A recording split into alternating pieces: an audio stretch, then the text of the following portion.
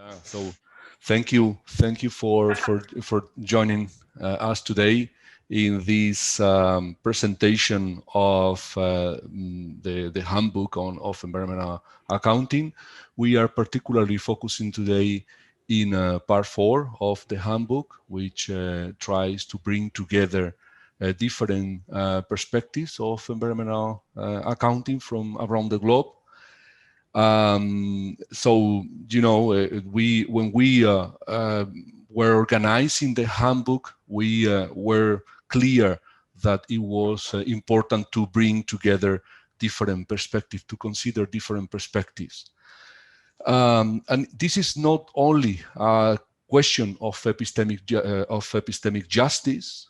It is also a question that of bringing together different perspectives that are needed to achieve sustainability, because we think that sustainability is coupled with the so-called Western or modern way of organizing the economy and society, and colonialism. So to imagine a future, to imagine a sustainable future, we think that there is a need to have an understanding of the different epistemic perspectives of environmental accounting. And this is why we have here representatives from around the globe.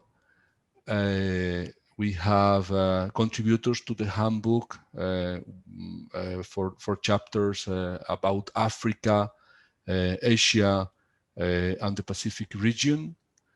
And we will have a conversation about the handbook and what are the different perspectives about environmental accounting from the different contributors to the handbook. So what do you think are the perspectives from Asia that have global implications, or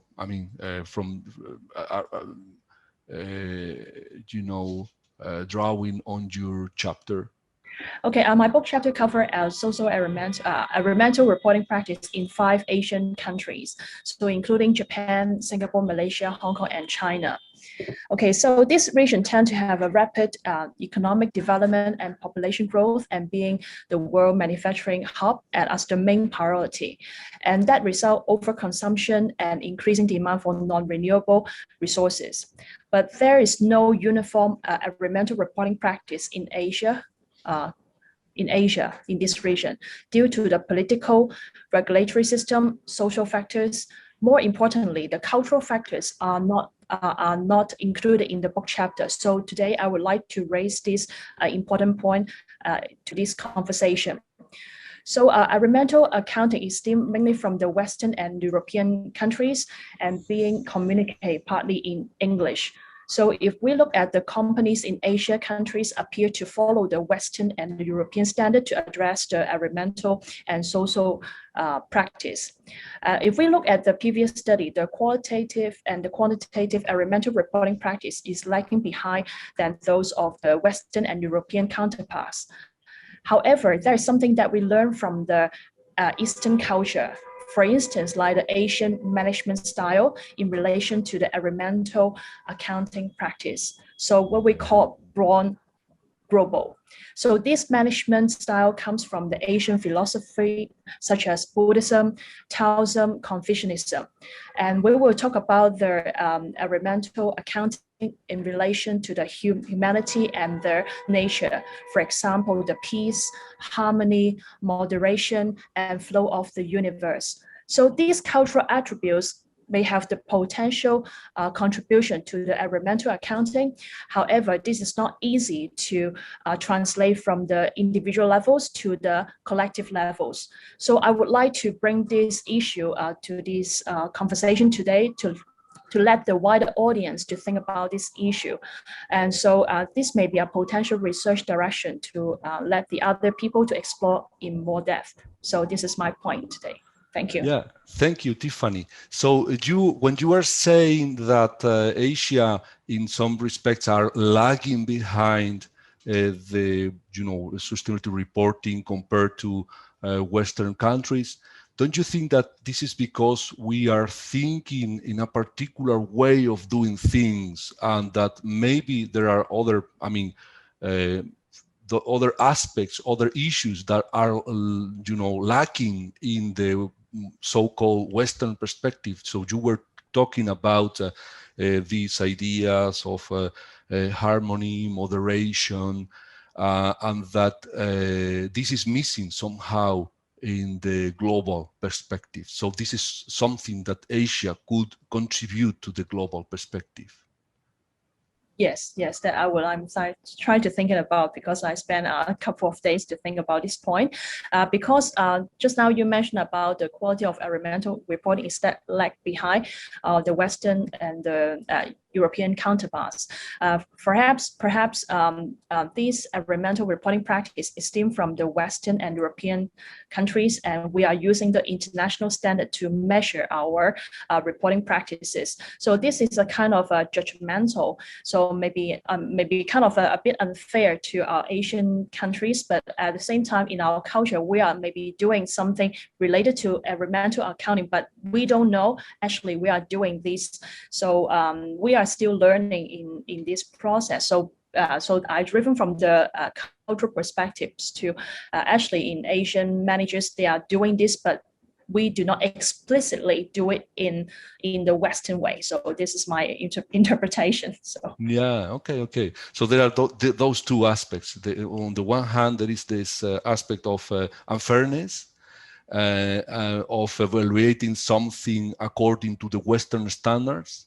And on the other hand, there is this idea of we need to know different perspectives to enrich the global perspective. So we need to know those. Very, very interesting. Thank you, Tiffany. So what about if we can move to I don't know, Africa or the Pacific region, as you prefer? When I was trying to think of what the global implications were of our chapter, looking inside of the Pacific region, I really kind of thought of there's an industrial side to this where a lot of the industry that you find inside of the Pacific, particularly inside of Australia, is kind of geared around that mining, agriculture, fishing, tourism. And there are a lot of issues that come up inside of the environmental accounting research that's been done inside of the Pacific region that are touching on problems that are problems on a global scale. From an industrial perspective, if you're looking inside the Pacific region, you can see that there are a lot of the problems that you find in European or American economy. You can see a lot of those same problems playing out inside of the Pacific at a not, I don't want to say a smaller scale, but in a different way. The other thing that I wanted to point out for the global implications was the environmental implications of, when we're talking about environmental accounting, there's very obvious implications around climate change that have a direct impact in the Pacific in a very unique way. The people living around the Pacific, whether it's Australia and New Zealand, the smaller island nations around the Pacific, are affected by climate change very dramatically, or the impacts of climate change are affecting them very dramatically, and they're affecting them right now. Whereas, some Western countries like the US might have its problems with the environment as it's trying to develop its environmental accounting. But the implications are only beginning to show themselves now. Whereas in the Pacific, these problems have been building for many years now. So this stuff isn't new. Like Alexius mentioned, the Pacific there's an unfair irony here, because we're always behind, lagging behind all the other countries. We're always like on the last to the party. But in terms of climate change, we're the first ones to actually feel its effects because we're small, low-lying, mostly islands. And for me, it's okay, how do then we try and address that? Well, the literature that we reviewed in our chapter, basically, and I think this comes from what Carlos also mentioned, this colonial mentality where we are always following what the other bigger countries, because I think we have this complex that they must be doing something better. But if we're following what they're doing and we're always falling behind, and we're following countries who are essentially the main contributors to the problem that we're currently facing, are we actually coming up with effective solutions for the unique types of problems that we actually have? What you think those this diversity and those different countries have to contribute to the global perspective? There's definitely a Western influence that permeates the Pacific region, and I would say I had most experience with environmental accounting while I was doing my PhD in New Zealand. But there's this feeling that there's this feeling inside of New Zealand, in this case, that they can't really lead the conversation. And it's a very strange situation because they keep looking, oh, what's the US doing? What is Europe doing to kind of push forward the conversation around environmental accounting? Everybody seems to be looking to everybody else for what the answer is, right? And there's this uneasiness inside of New Zealand to lead the conversation. But at the same time, I think a lot of people I think that they're kind of back to what Tiffany was saying. There are cultural narratives on these more local levels that are much more developed for guiding the direction of environmental accounting than I think people around the Pacific kind of give themselves credit for. Definitely, the Pacific region is extremely diverse, especially talking about the small island developing states. Countries like Papua New Guinea, for instance, they have about 300 different types of language. So despite our diversity culturally, the way our relationships with the environment, our relationship with the land, culturally, is actually very similar. And just thinking about something that I listened to a few days ago, was saying something that the Western tradition, which is based on Judeo-Christianity, is that interacting with nature is somewhat seen as something that's not right, like a snake talking to you, that's not right. But in the Pacific, well, in terms of our mythologies and our cosmologies, talking with nature, with animals, in fact, the snake is actually revered in our culture. That's something that's quite different to the Western tradition. And so it's interesting to think about how can we then sort of try and leverage these unique cultural aspects of our relationship and how can it be applied in a global context. But I think that also the issue is, and that we've discussed it before with Matt, is there's such a strong colonial influence in the Pacific, especially when I talk about religion, for instance. So, the issue is how then do we decolonize the knowledge that's been created in order to actually bring up the lived experiences, the diverse experiences of indigenous people and their unique relationships with the environment and the land. For us, what we did was to look at the types of research that's been conducted on Africa, and then to identify future trend or future gaps in that research that potential researchers can explore. And when you look at the African context, we all know that Africa has suffered enormous environmental degradation as a result of the activities of multinational corporations, as a result of the weak governance system in Africa. We have a lot of human rights violations, and the human rights violation, you have advocacy NGOs who are trying to conscientize local community people to create awareness about their fundamental human rights and how they can hold multinational companies accountable for the violation going on in Africa. And in order to do that, they've created this platform or this network of engagement that has allowed them to take court cases out of their local context to international court to seek justice. So when you look at what we did in that chapter, what we did was to capture the issues within Africa and how it relates to the natural resources, how the multinational corporations have been represented within the accounting literature, and how the public sector have not been represented, which is another gap in research that we feel people would need to explore, and its implication for the global context. So we try to link it up with the SDGs and identify future research that people can explore as it relates to the SDG.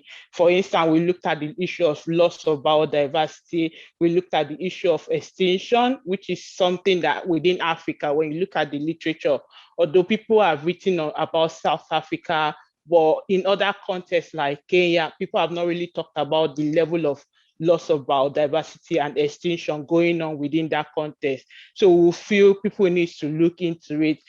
People also need to look at the issue of climate change, like in Kenya, in Mozambique, they are facing flooding on a daily basis. Last year, 2008, 2009, they had this locust swarm that destroyed their means of livelihood. And within the accounting literature, people have not really looked at it and the implication for development within that context. So those are the kind of issues that we captured in this literature. Also, we also talked about the issue of deforestation, which is a constant problem in Africa. And within the accounting literature, it has global implication. We need to start addressing the issue of deforestation. Also, we talked about the issue of child labor, modern slavery emerging from mining. Like when you go to DRC, Democratic Republic of Congo, where you have children being used to mine cobalt. These are issues that has not just accountability implication, it has regulatory implication.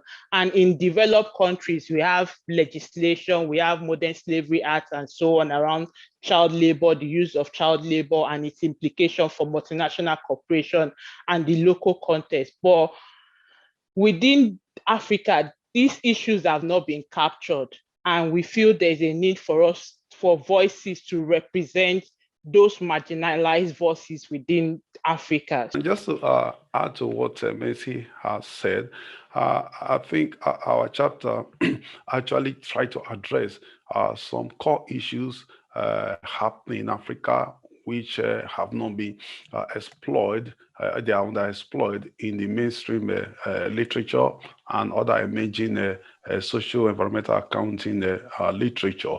Like, for instance, Mercy talked about the issue of poor regulation, the issue of flooding, deforestation, desertification, taking high toll on Africa. Because one thing, when we look at the literature on Africa, the first thing that comes to mind is environmental pollution. Okay, so Africa is recognized as the hotspot of environmental pollution, and somehow the literature tends to focus just on the mining sector, the extractive industry. Apart from the extractive industries, there are other areas of other issues, environmental issues like water, flooding, like Mercy said, and so on. They are all there, but emphasis have not been on all these things. And these have consequences for the sustainable development goals, if they are to be achieved. And also the issue of foreign direct investment, because the government is interested in economic growth, lifting people out of poverty and all the rest. So because of that, they tend to enter very relaxed regulation with the corporations, giving them certain incentives that are detrimental to the environment. Do you think that there is something in particular that can contribute to the global perspective if we take the African perspective as a starting point? When you look at the regulatory framework for environmental regulatory framework, you realize that even when you talk about the guiding principles and you talk about all the major environmental regulatory framework, they are designed in the West, they are designed by practitioners who are in the West, and you realize that there's this absence of local voices when it comes to the introduction of environmental regulation, the adoption or the implementation of environmental regulation. You have this system of imposing framework on people with diverse culture, diverse ways of doing things. So I think if Africans start, like Egmont said initially, Africans, we start looking at these core issues that affect us as Africans, that has global implications, then we can contribute to this global discourse around the introduction that revolves around the introduction of effective environmental framework. So you have the issue of diversity of voices, not just voices at the West, but you have voices emerging from the local context that has local implication. And if those voices are captured in the development of human rights framework, environmental framework, then we should believe that those framework can be implemented at the local level effectively. Mm-hmm. So it's the issue of absence of local voices, and in addressing climate change, we need to understand how it affects the local people. When you're talking about child labor, modern slavery, you need to understand how it affects the local context. So you can't just design modern slavery acts in the West and expect multinational corporations and their subsidiaries to implement them. You need to understand how these activities are perpetrated at the local context before those frameworks can be implemented. So understanding what goes on at the local level will be very important at the global level. You know that in the handbook, in part 4, we have chapters also for North America, for Europe, but we decided to have this conversation with other regions because we think that North America and Europe are overrepresented in the literature and in the conversations. So, but this leads me to another question: is do you think that or which is the value of bringing together in the handbook those different geographical perspectives of accounts for the environment, of environmental accounting? I think for me, when I looked at the other chapters, I realized that the issues in Asia, in North America and the other region, we have like similar issues going on in that region. But what I realized is by bringing in those chapters together in this book, it creates a platform for people to have a conversation and to understand how similar the issues are. And if we have to introduce any strategy to implement those issues, we can come together and have a dialogue around them. So with what we have in this chapter, you understand the challenges faced by different issues in different regions. And in identifying the challenges, then you can have like a broader conversation around those challenges. So I think that is one thing that I observed as a result of working on this chapter. Sorry. Adding to what Messi has said, I think looking at these global and local perspectives is very important because like Africa, for example, where you have a lot of mineral resources, which certainly their mining and exploitation will have environmental consequences. Asia may not have like that. In Europe and the rest of them, they may not have all those kind of issues.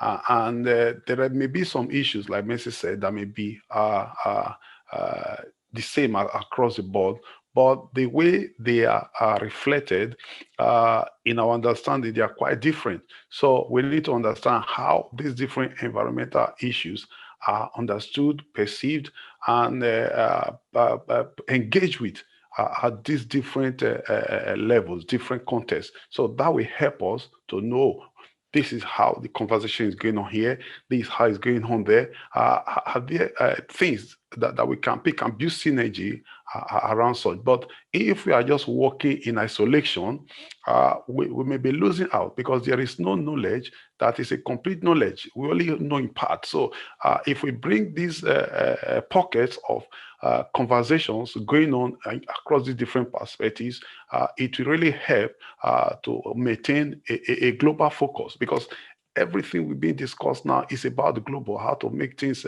how to reach a global solution. Reaching global solution cannot be achieved without looking at the pockets of context around the world. So I think this chapter, in a way, has it promoted the agenda, which will also help, most importantly, emerging scholars, people who are just coming into the discipline, to see what conversation is going on and how they can be part of that conversation. So I was thinking about this idea of connection, and I see, for example, a lot of relationship between the perspectives that are emerging in Africa, in Latin America, also in the Pacific region, about coloniality. There are local cultural perspectives on the relationship with the environment, where these market ideologies are not, these are enforced ideologies, right?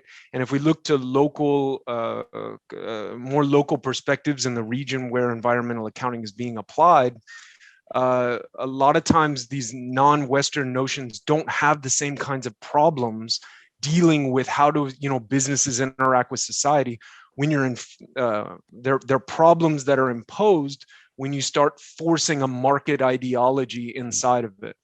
So in drawing these connections between perspectives, I think that there is a need to recognize that there are solutions that are already there, and there's approaches that are already there, but we need to start listening to them, and we need to actually meaningfully engage with them, not just add, oh, this is a cute way that this local community deals with making decisions and tacking it onto the appendix of some report, but actually fundamentally changing the way that we approach the environment, and recognizing that these solutions have been there, and not just trying to force a market ideology as the solution to, or as to not just forcing a market ideology and looking for win-win solutions all the time. I think I would say you can't address a problem without understanding the root cause of the problem and how it affects people.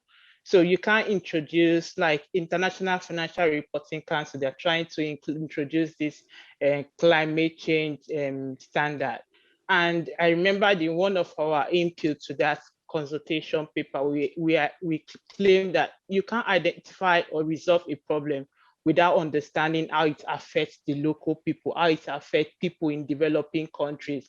And what this handbook has done is to identify those issues that we need to pay attention to. Even if you are working, if you are a practitioner, you are an academic, you are a potential researcher, it has created this platform for people to understand that to address a problem at the global level, you need to understand how it affects the local context. And I think that is what this handbook will continue to do, because we have potential PhD students, potential academics who are interested in conducting research in all these other regions.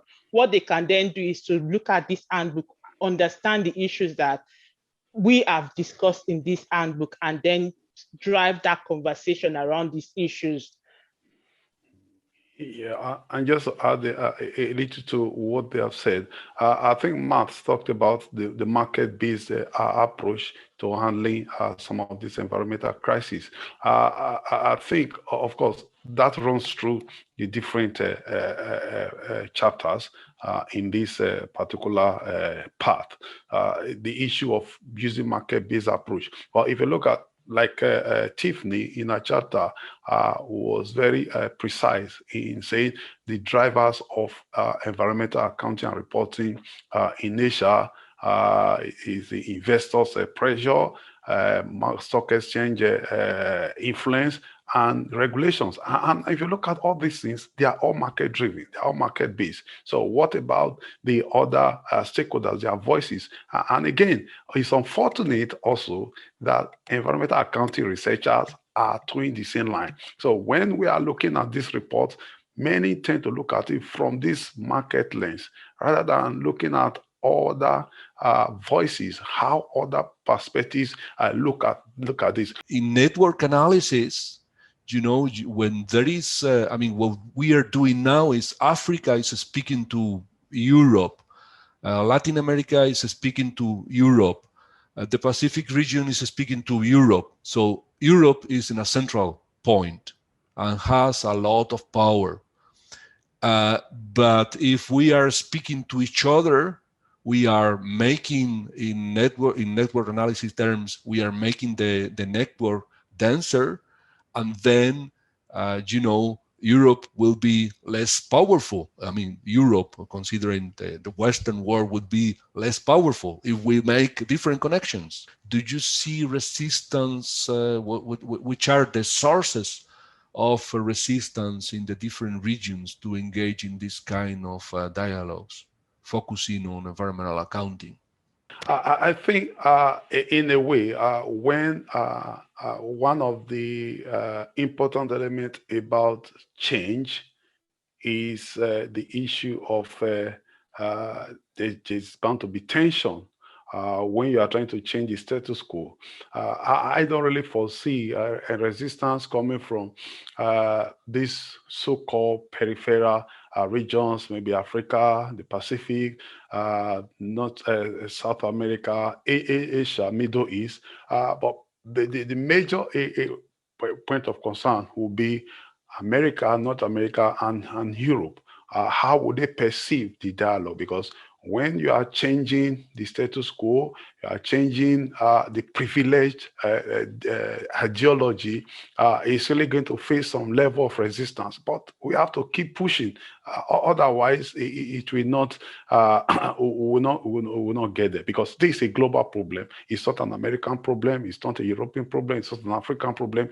It's a global problem. And of course, global dialogue has to be there. What about the research programs for the future? What about the authors, not just being the object of research? Africa, Asia, the Pacific region, Latin America has tended to be the object of research, but to make this progress, to make the coloniality happen, we need to bring those regions to the status of subject of research, not the object of research. So what about research programs, particularly by local authors in the future? What would you be your take on this? We lack the capacity in the Pacific, and that the universities in the Pacific are sort of moving in the wrong direction, in that they're not promoting the type of research programs that would help empower indigenous people and would help to translate local knowledge into, for example, solutions that could be applied in policy and in academia. For me personally, I feel that the current academics in my particular region, we definitely need to work more closely together, to collaborate, work with other indigenous academics around the world to try and help bring up these voices. Because I feel that if we want to tell our stories, we need to look at what the critical indigenous theorists, feminist geographers, etc., are doing.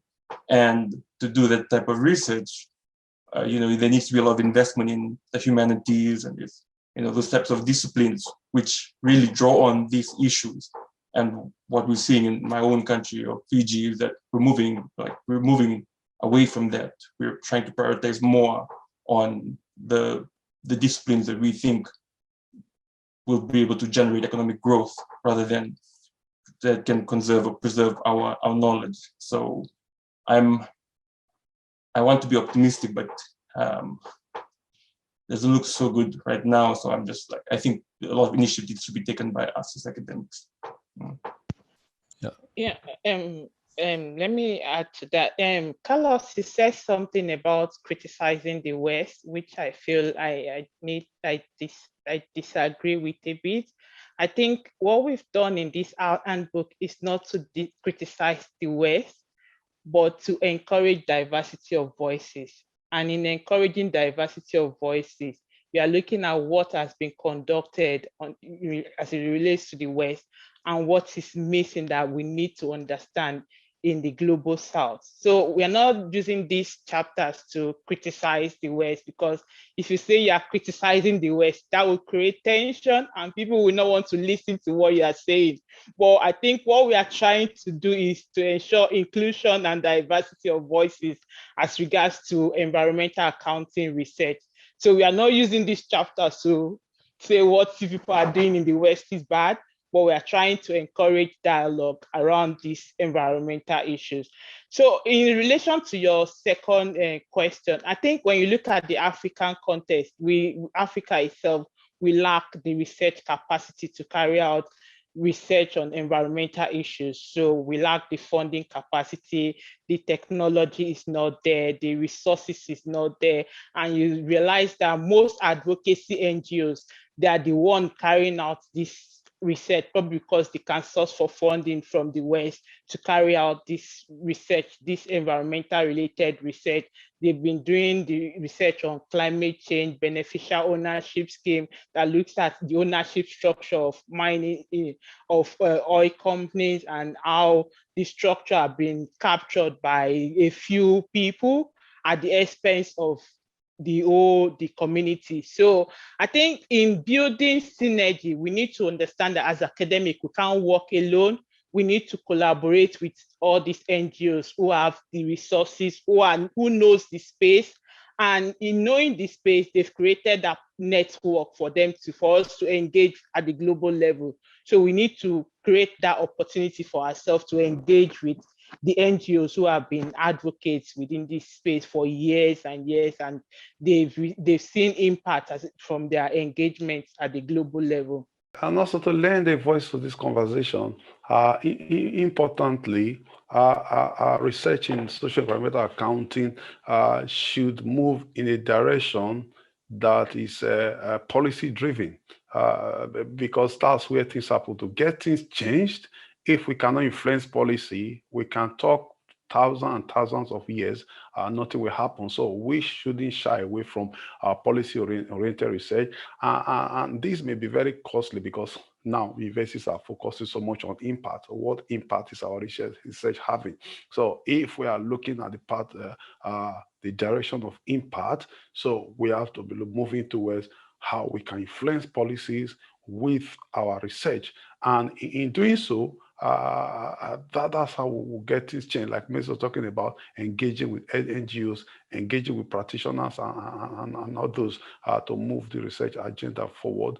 And we know, of course, it may be very costly to engage in such research because of access to data, unlike market-based research, which is quite easier in terms of having access to data, the cost implication of that, where you can just sit at the comfort of your room, and access your data. But this one, most importantly, we have to go to the field and understand what is going on. Ethnographic studies, action-based research. So once we are able to engage in all these things, because we need to use evidence to prove to policymakers that this is the evidence here, this is what can be achieved if this line of decision or action is taken.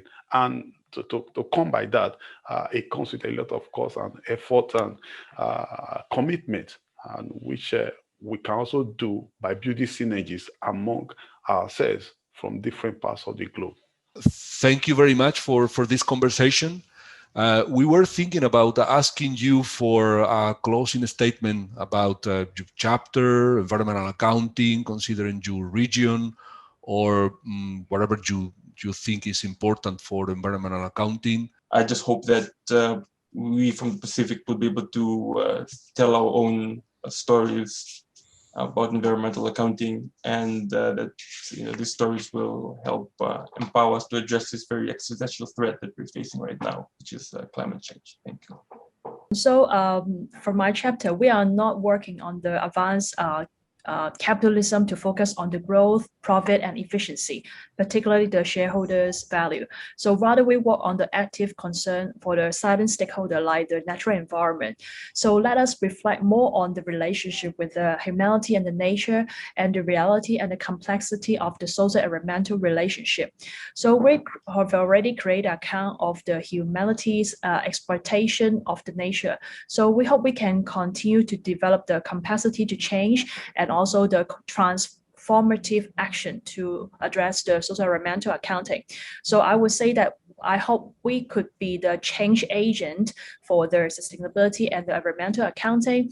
And so we will be a part of the scholarly community and play an active role to promote these transformative changes. So in my language, so I hope that I say in Chinese, okay. 希望我哋可以喺持續發展會計嗰度做一個革命推動者。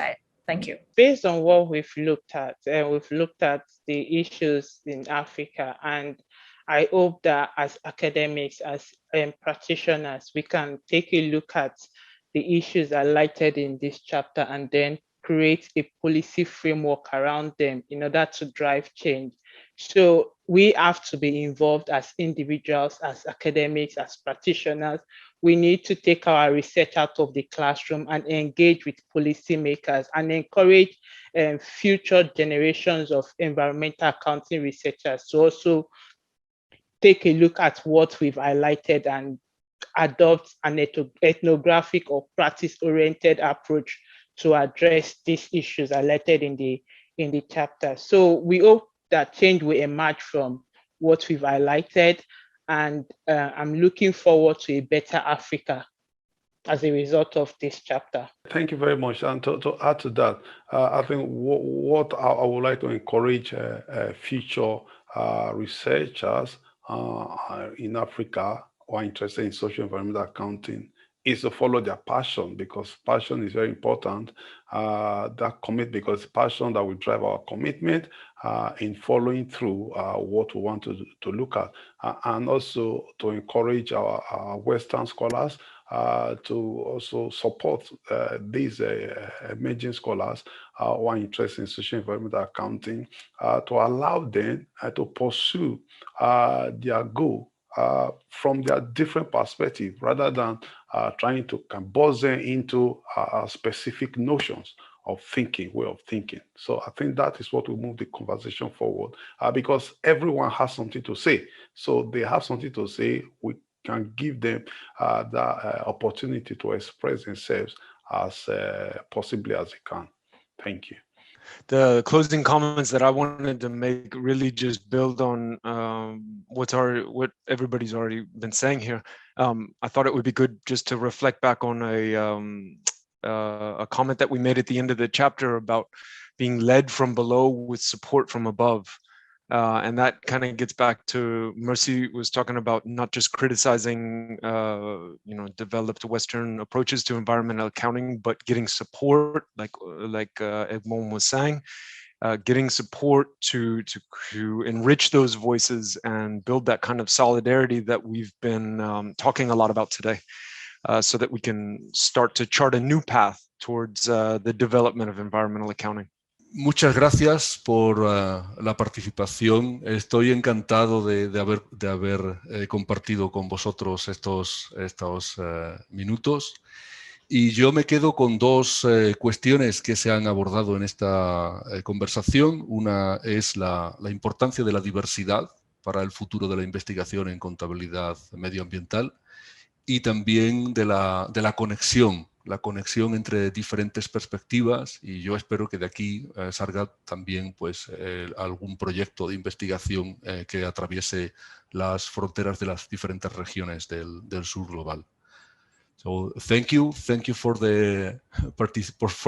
participating in this conversation. I really enjoyed so much the discussion, and I